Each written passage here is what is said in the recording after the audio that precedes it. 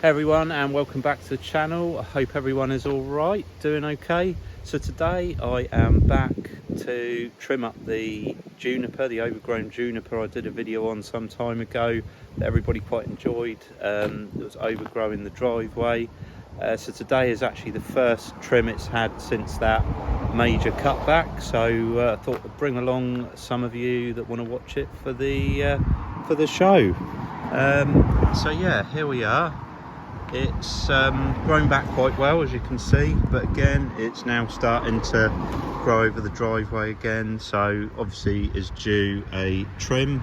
As I've said on previous videos, I'm going to use the hedge cutter just for the sake of time. I've got other trimming to do. There's hypericum and there's some other stuff I'll show you in a minute, but I am going to get on with this first.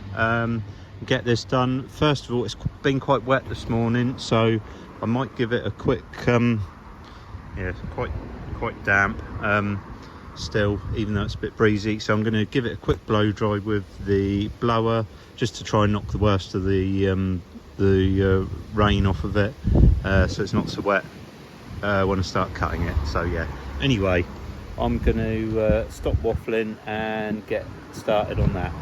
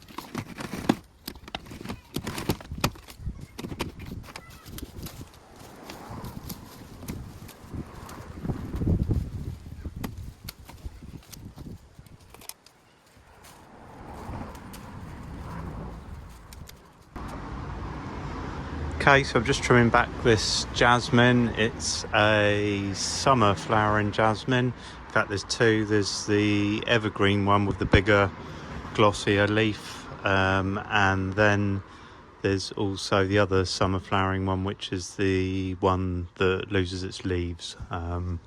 So this one, you have to watch out for the evergreen one. Let me have a look.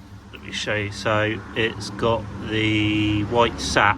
When you cut it, it's got like this sap that comes out. Don't know if you can see that. So yeah, you just got to watch. It's horrible, sticky. Not sure whether it's irritant or not, but normally anything with a white sap can give you a nasty rash or something. I've just noticed, actually never seen before, and there's actually some seed pods from obviously where it flowered earlier in the year. So anyway, just thought I would show you that for anyone with one of these, just to watch out when you're pruning them, because they are very sappy and it can possibly be irritant on your skin. I have gotten a bit on me somewhere, but yeah, just be careful.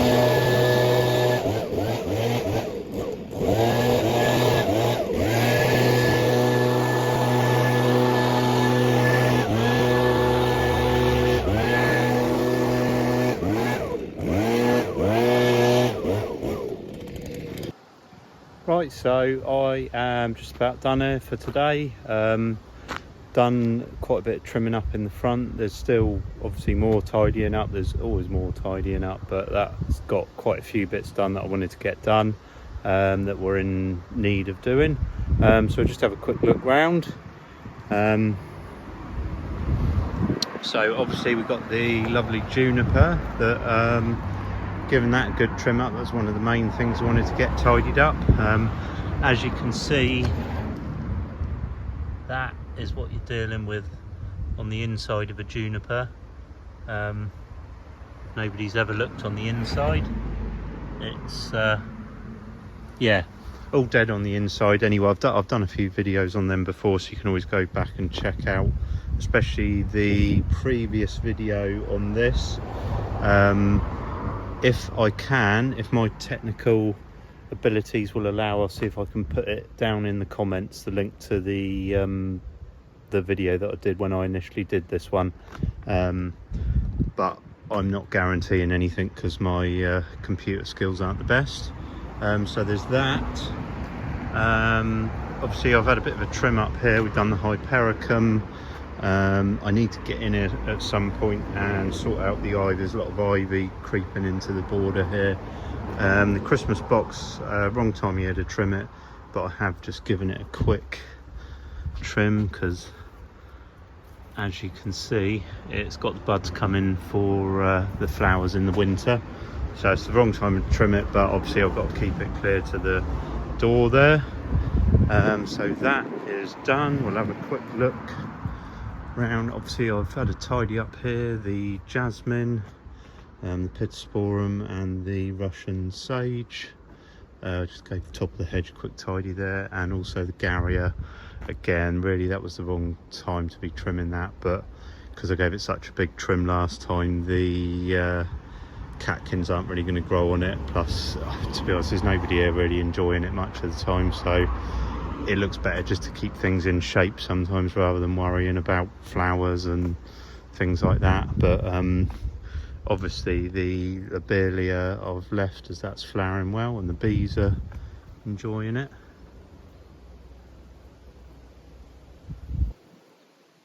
Yeah, bumblebees are enjoying that still. So and also the lavender. My rule I always do on the lavender is I'll leave it until the bees stop going to it, which they have done now. The flowers are completely finished, so they had finished going to that, so it was ready for a trim back. Again, there's a lot more I need to do in here, tidying up, but I'll probably do that once this is finished, and then I can go through and blitz the whole border. You know, there's berberis and things want cutting back. The Photinia seems to be a piece that's dying back in there, so we'll have to see what happens to that. As you can see, there's some leaves that have gone a different colour, but we'll see what happens with that anyway. So